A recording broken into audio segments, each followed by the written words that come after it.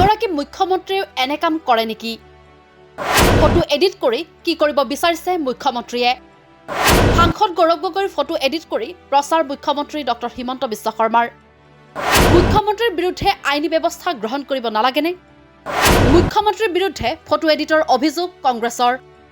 যোৰহাটৰ সাংসদ তথা লোকসভাৰ বিৰোধী উপদলপতি গৌৰৱ গগৈৰ পত্নী এলিজাবেথ কলবাৰ্ণ গগৈৰ পাকিস্তানৰে সম্পৰ্কক লৈ মুখ্যমন্ত্ৰী ডক্টৰ হিমন্ত বিশ্ব শৰ্মাৰ অভিযোগ অব্যাহত আছে। সামাজিক মাধ্যমত মুখ্যমন্ত্ৰীয়ে ইতিমধ্যেই সাংসদগৰাকীৰ পত্নীৰ বিৰুদ্ধে কেইবাটাও গুৰুতৰ অভিযোগ উত্থাপন কৰিছে। এতিয়া সাংসদগৰাকীৰ পাকিস্তানৰে কিবা সম্পৰ্ক আছে নেকি সেই তথ্য উদ্ধাৰ অভিযানটো যেন নামি পৰিছে মুখ্যমন্ত্ৰী। বৃহস্পতিবাৰে মুখ্যমন্ত্ৰীয়ে সামাজিক মাধ্যমত এখন ফটো আপলোড কৰি লিখিছিল, বিৰোধী ৰাষ্ট্ৰৰ ৰাষ্ট্ৰদূতৰ সৈতে এনে উচ্চ পৰ্যায়ৰ বৈঠকৰ বাবে বৈদেশিক পৰিক্ৰমা মন্ত্ৰালয়ৰ অনুমোদন আৰু বৈঠকৰ পাছত ইয়াৰ বিতং বৰ্ণনাৰ প্ৰয়োজন হয়। ৰাজনীতিতকৈ ৰাষ্ট্ৰীয় নিৰাপত্তাই যিহেতু সদায় প্ৰাথমিক অগ্ৰাধিকাৰ পাব লাগে, আশা কৰোঁ মাননীয় সাংসদগৰাকীয়ে সেই সময়ত এই অত্যাৱশ্যকীয় চৰ্তসমূহ সম্পূৰ্ণকৈ মানি চলিছিল। মুখ্যমন্ত্ৰীয়ে আপলোড কৰা ফটোখনত সাংসদ গৌৰৱ গগৈৰ সৈতে আছিল 2015 চনত ভাৰতস্থ পাকিস্তানৰ উচ্চায়ুক্ত আব্দুল বাছিত। প্ৰথমে উক্ত ফটোখন চাই লওক। আপুনি ফটোখন ঠিকেই দেখিছে, কিন্তু আপুনি জানি আচৰিত হ'ব যে মুখ্যমন্ত্ৰীয়ে আপলোড কৰা ফটোখন সম্পাদনা অথবা মৰ্ফ অৰ্থাৎ বিকৃত কৰা। ইতিমধ্যে এই ফটোখনৰ আচল ফটোখন সামাজিক মাধ্যমত ৰাজহুৱা কৰিছে বহু লোকে। অসম প্ৰদেশ কংগ্ৰেছ কমিটিয়েও শনিবাৰে ৰাজহুৱা কৰিছে আচল ফটোখন। দুয়োখন ফটোৰ পাৰ্থক্যও দেখুৱাই দিছে দলটোৰ জ্যেষ্ঠ মুখপাত্ৰ ঋতুপৰ্ণ কোঁৱৰে। এই সন্দৰ্ভত মুখ্যমন্ত্ৰীৰ পৰা স্পষ্টীকৰণো বিচাৰিছে অসম প্ৰদেশ কংগ্ৰেছ কমিটিয়ে।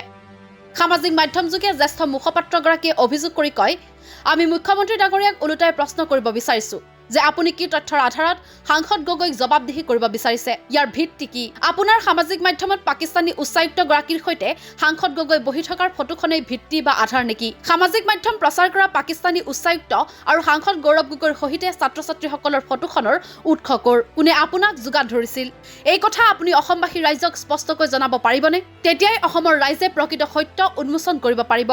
আমি দৃঢ়তাৰে ক'ব পাৰোঁ, মুখ্যমন্ত্ৰীয়ে সামাজিক মাধ্যমত প্ৰচাৰ কৰা উক্ত ফটোখনেই ভুৱা বা মূল ফটোখনৰ পৰিৱৰ্তন কৰা ফটো, যাক ইংৰাজীত মৰ্ফ বা বিকৃত কৰা বুলিও ক'ব পাৰি। সাংসদ গগৈৰ ভাৱমূৰ্তি ম্লান কৰাৰ ই আপোনাৰ এক সম্পূৰ্ণ উদ্দেশ্য প্ৰণোদিত আৰু সুপৰিকল্পিত ষড়যন্ত্ৰ।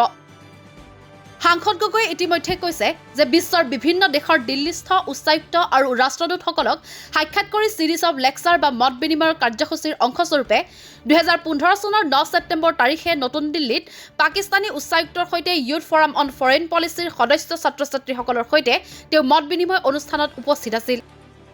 এই কাৰ্যসূচীৰ এটি বাতৰি ৰাষ্ট্ৰীয় সংবাদপত্ৰ দ্য হিন্দুত ফটোসহ প্ৰকাশ হৈছিল। ফটোখনৰ ইমেজ আইডি হৈছে 166416353।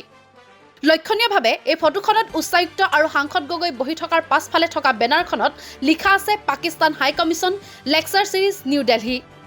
ঠিক তেনেদৰে YFFPৰ নিজৰ ফেচবুক পেজতো তেওঁলোকে উক্ত কাৰ্যসূচীৰ ফটো 10 ছেপ্টেম্বৰ 2015 তাৰিখে আপলোড কৰিছিল। সেই ফটোসমূহ চালেও দেখিব যে পাকিস্তানী উচ্চায়ুক্ত আৰু সাংসদ গগৈ বহি থকাৰ পাছফালে বেনাৰখনত লিখা আছে Pakistan high commission lecture series New Delhi. মুখ্যমন্ত্ৰীয়ে সামাজিক মাধ্যমত প্ৰচাৰ কৰি থকা ফটোখনৰ বেনাৰখনত মাথো লিখা আছে Pakistan high commission new Delhi বুলিহে। মাজত থকা লেকচাৰ ছিৰিজ শাৰীটো নাই। কোনোবাই মৰ্ফ বা এডিট নকৰিলে সেই শাৰীটো হেৰাই যোৱাৰ প্ৰশ্নই নুঠে। এই যুক্তিতে আপোনাৰ বিৰুদ্ধে আইনী ব্যৱস্থা গ্ৰহণ কৰিব নালাগেনে? এখন ৰাষ্ট্ৰীয় সংবাদপত্ৰত প্ৰকাশ পোৱা আৰু অনুষ্ঠানটোৰ আয়োজনৰ সৈতে জড়িত YFFPয়ে 2015 চনতে নিজৰ অফিচিয়েল সামাজিক মাধ্যমত দিয়া ফটোবিলাক আমি বিশ্বাস কৰিম নে মুখ্যমন্ত্ৰীয়ে উদ্দেশ্য প্ৰণোদিতভাৱে সামাজিক মাধ্যমত প্ৰচাৰ কৰা ফটোখন বিশ্বাস কৰিম? মুখ্যমন্ত্ৰীৰ প্ৰতি অসম প্ৰদেশ কংগ্ৰেছ কমিটিৰ জ্যেষ্ঠ মুখপাত্ৰগৰাকীৰ প্ৰত্যাহ্বান, আনক প্ৰশ্ন কৰাৰ পূৰ্বে প্ৰথমে ফটোখন লাভ কৰা উৎসটো ৰাজহুৱা কৰক। এয়া উদ্দেশ্য প্ৰণোদিত সুপৰিকল্পিত ষড়যন্ত্ৰ নে গুজৰাটী পেডলাৰে টুপি পিন্ধালে? কিন্তু প্ৰশ্ন হ'ল, মুখ্যমন্ত্ৰীয়ে এইবোৰৰ উত্তৰ দিবনে? লগতে মুখ্যমন্ত্ৰীৰ বিৰুদ্ধে আইনী ব্যৱস্থা গ্ৰহণ কৰিব কোনে? নিউজ ডেস্ক ৰিপৰ্ট, দি ক্ৰছ কাৰেণ্ট।